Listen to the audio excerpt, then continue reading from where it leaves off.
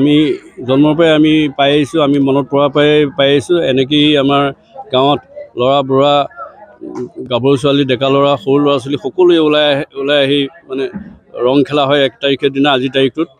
আৰু এই কৰ্মটো আমি জনাত নিয়ম মাফিক আমাৰ 54 বছৰত ভৰি দিছে, তাৰো আগৰ পৰা আছিলে। কিন্তু মানে আমাৰ তৰুণ সংঘৰ জন্ম হৈছিলে, হোৱাৰ পিছৰ পৰাই এইটো আমাৰ আনুষ্ঠানিকভাৱে আমাৰ মানে পতা হৈ আহিছে। গতিকে তদ্ৰুপ এইবাৰো মানে সেই আমাৰ যিটো পৰম্পৰা ৰক্ষা কৰিবৰ কাৰণে সকলো ওলাই আহিছে। খন্তেক পিছতে আমাৰ এখন সমিতি হ'ব, যি সমিতিয়ে আমাৰ এই বিহু উৎসৱটি উদযাপন কৰিব 2দিনীয়া কাৰ্যসূচীৰে। গতিকে খন্তেক পিছতে সেই কমিটিখন গঠন হ'ব। প্ৰথম দিনটোত অসমবাসী ৰাইজলৈ কি আহ্বান জনাব?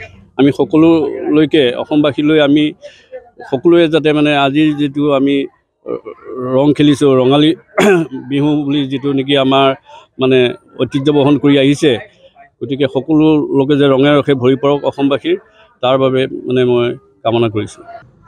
গোটেই অসমবাসীলৈ ৰঙালী বিহু হৈ বা বৰবেটি আমাৰ গাঁৱৰ সমূহ ৰাইজলৈকে বিহু শুভেচ্ছা যাচিছোঁ। মই সকলোৰে ভালৰ আশা কৰিছোঁ। বছৰটো যাতে আমাৰ নতুন বছৰটো আজিৰ পৰা সকলোৱে শান্তিময় হওক, সুখৰ হওক, ৰঙে ৰূপে ভৰি পৰক।